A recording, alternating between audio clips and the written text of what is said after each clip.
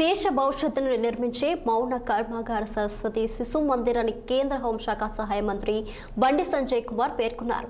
కరీంనగర్లోని సరస్వతి శిశు మందిర్లో క్రీడా జ్యోతిని వెలిగించి ఖేల్ఖద్ కార్యక్రమాన్ని ఆయన ప్రారంభించారు. అనంతరం ఆయన బండి సంజయ్ మాట్లాడుతూ నవభారతాన్ని నిర్మించే శిల్పులు శిశు మందిర్ గురువులేనని బండి సంజయ్ అన్నారు. తాను కూడా ఇదే స్కూల్లో రేకుల షెడ్డు కింద చదువుకున్నారని గుర్తు చేసుకున్నారు. తన పార్లమెంట్ పరిధిలోని శిశు మందిర్లకు పక్కా భవనాలు నిర్మిస్తానని, శిశు మందిర్లో చదువుతున్న 9, 10వ తరగతి విద్యార్థులందరికీ సైకిళ్లు అందిస్తానని హామీ ఇచ్చారు. ల్యాప్టాప్లు, ఇతర మౌలిక సదుపాయాల కల్పనకు కూడా కృషి చేస్తానన్నారు. పాలకుల నిర్లక్ష్యంతో ప్రభుత్వ పాఠశాలలో విద్యా వ్యవస్థ నిర్వీర్యం అవుతుందని, కనీస సౌకర్యం లేక విద్యార్థులు ఇబ్బందులు పడుతున్నారని బండి సంజయ్ విమర్శించారు.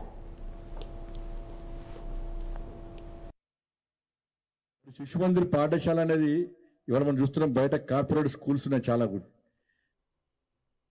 అన్నీ కూడా కేవలము మార్కులు, ర్యాంకులు, ప్యాకేజీలు, ఫారిన్ కోసం. మార్కులు, ర్యాంకులు, ప్యాకేజీలు, చదువుకున్న తర్వాత ఎడుగుతరాలు, ఫారిన్, వాటి కోసం మాత్రమే ఆ విద్యా సంస్థలు అన్నీ పనిచేస్తున్నాయి. శిశు మందిర్ పాఠశాల ఎప్పుడు వ్యాపార ప్రకటనలు చేయదు.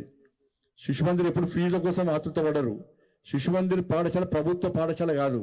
శిశు మందిర్ పాఠశాల ప్రైవేట్ పాఠశాల అసలే కాదు. శిశు మందిర్ పాఠశాలలో లక్ష్యం ఏంటంటే ఒకటే లక్ష్యం ఏంటంటే దేశ భవిష్యత్తు. దేశ భవిష్యత్తుకు నవతరాన్ని తయారు చేయడమే శిశు మందిర్ పాఠశాల యొక్క లక్ష్యం. ఇలా మార్కులు వస్తే మనిషిని తయారు చేస్తాయా? ర్యాంకులు విలువలు తయారు నేర్పుతాయా? ప్యాకేజీలు దేశభక్తిని నింపుతాయా? ఏం దాంతో ఫాయిదా ఉంటుంది.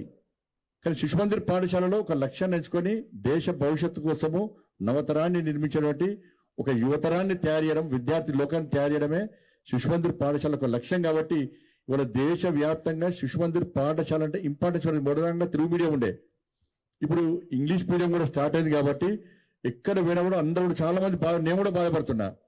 మా పిల్లలు కొంచెం శిశు మందిర్ పాఠశాల కొంచెం ముందు ఇంగ్లీష్ మీడియం పాఠశాల తయారు చేస్తే మా పిల్లలు కూడా దిల్లేసేవాడిని.